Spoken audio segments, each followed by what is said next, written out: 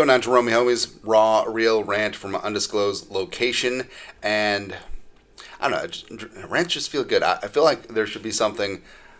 There should be a name for audio only sports news and talk. Who knows, man? But the Minnesota Vikings 3-2 into the bye, and it feels like there's hope going into the bye. The start of the season, the comeback win against the Bears, J.J. McCarthy debut, where first three quarters were terrible, and the pick six, Justin Jefferson took blame for that. It is what it is. And then that fourth quarter was sublime. 3 touchdowns. People forget about that. That was 5 weeks ago. Right? And then the just absolute disaster against the Falcons. Everyone's hurt. Tons of free rushers all over the place. The Falcons aren't even that good. And J.J. McCarthy, high ankle sprain. Plays in the fourth quarter with that high ankle sprain. Absolute warrior out there. Enter Carson Wentz, blowing out the Bengals, coming up just short against the Steelers, and then getting it done when it matters against the Browns. All right, and the Vikings have had so many injuries, so much circumstance going on. But the Vikings, they're not pointing fingers. They're still a team. They're not blaming each other, and they're revved up, ready to go. And Kevin O'Connell has this reputation being the quarterback whisperer, being this offensive guru, and reigning defending NFL Coach of the Year, rightfully so. All right, and the first couple weeks we were, don't want to say like we were giving up, because that's obviously not the case if you've paid attention to this channel for more than 2 seconds, but more of a disappointment. And so it's sort of the tenor that we have with Ivan Pace Jr. It's like we understand that what you're capable of, and you're not living up to it. That's exactly what was going on with Kevin O'Connell the first couple weeks of the season. And especially with J.J. McCarthy, it felt like Kevin O'Connell was trying to be too cute. Like he was trying to keep the training wheels on with McCarthy, making sure that he's in good spots. But it went too far and actually put him in bad spots. And putting McCarthy behind that shoddy offensive line that did not have Darisaw the first couple weeks of the season, and also a myriad of injuries that piled up very quickly with this team, and you're putting him 5 and 7 step drops, long developing plays, not accentuating his mobility, not getting him out in the perimeter, which is the best part of his game, and especially the first 3 quarters against the Bears, it was no Gouda. And then the fourth quarter, McCarthy, Kevin O'Connell opened things up for McCarthy, and you saw what happened. And the Falcons game, don't even get me started on the Falcons game. That was just a mess from soup to nuts, 4 turnovers. It was just a complete and utter disaster. And the Vikings fans, Sunday Night Football, got the Bud throwback uniforms on, deserve better. And Kevin O'Connell's play calling, Kevin O'Connell putting J.J. McCarthy in bad spots, it was just terrible. Then you had the Bengals game. Bengals game, absolute crusher from start to finish. Of course, a big part of it was Isaiah Rodgers' 2 touchdowns. And anyone will look good on offense in that game. Carson Wentz looked great. Kevin O'Connell was starting to get his groove back. Steelers game, where the Steelers game and Kevin O'Connell looked across the sidelines. Stupid Aaron Rodgers, Arthur Smith, quick game, running the ball. Oh, that's what works. Then the Browns game, the Vikings start to get the groove back. All right, and what's frustrating too is that Jordan Mason has looked so good. Right, even behind a ramshackle offensive line, Jordan Mason's looked so good, and the Vikings, they're 23rd in the league in rushing yards, but they're 13th in yards per carry. That's just a clear sign of Kevin O'Connell getting away from the run game.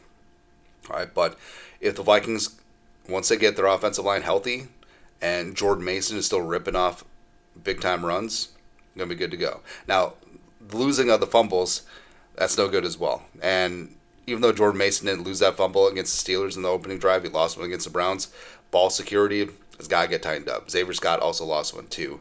But the Vikings this season, 15th in points, 25th in yards, third from the bottom in the league in turnovers with 9, 4 lost fumbles, 5 interceptions, not good. Only 89 total first downs, and also they've been 31% on third down, 31st in the league. Now, big part of that was the first couple of games of the season where Kevin O'Connell was constantly putting McCarthy in third and forever situations. Those are lower percentage pickups. And I remember the Vikings, either the Falcons or the Bears game where they started 0-8 on third down, or they were 1 of 23 on 3rd and 7 and longer. But those are low percentage plays to begin with. And the fact that Kevin O'Connell wasn't getting creative with the run game and was putting McCarthy in spots where throwing downfield where you did not have the offensive line protection to do it, it was not good. And Carson Wentz is a warrior, man. Just fighting through, getting completely banged up and disheveled because Kevin O'Connell sometimes can't help himself, right? But in high-pressure situations, whether it's the end of the Bears game, whether it's the end of the Browns game, getting things dialed up and letting your players play and putting them in good spots, he's good to go, right? And Kevin O'Connell, there's a reason why he's the reigning defending NFL Coach of the Year. And there's been a lot of circumstance happening with this team, whether it's injuries, whether it's breaking in 2 new quarterbacks, and then also you got the fans breathing down your neck because, oh, but Sam Darnold, oh, but Aaron Rodgers, oh, but Daniel Jones. That was never going to be the plan. All right, have some faith. And, McCarthy, I mean, he's a first-time starting quarterback in the National Football League, and his wife just had a new baby.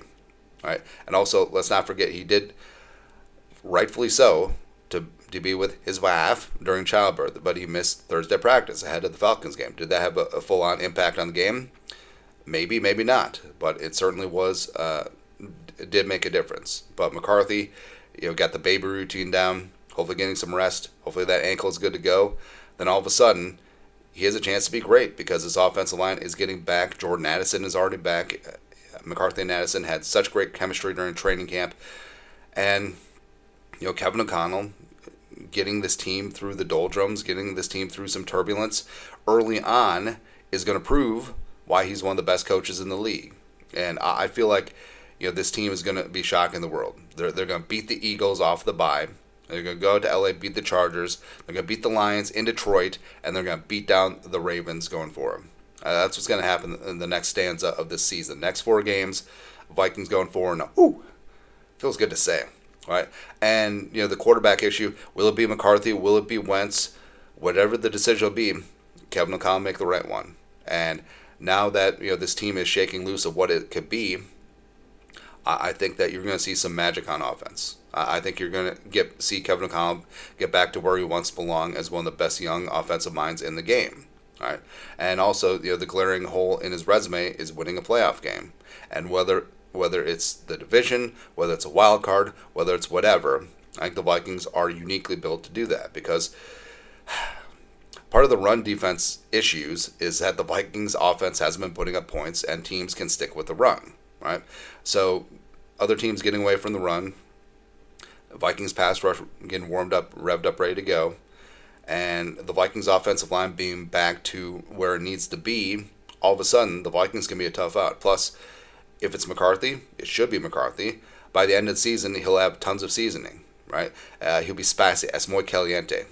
And all of a sudden, this team is going to be a wagon when it matters most. Getting healthy, into the postseason, in the trenches.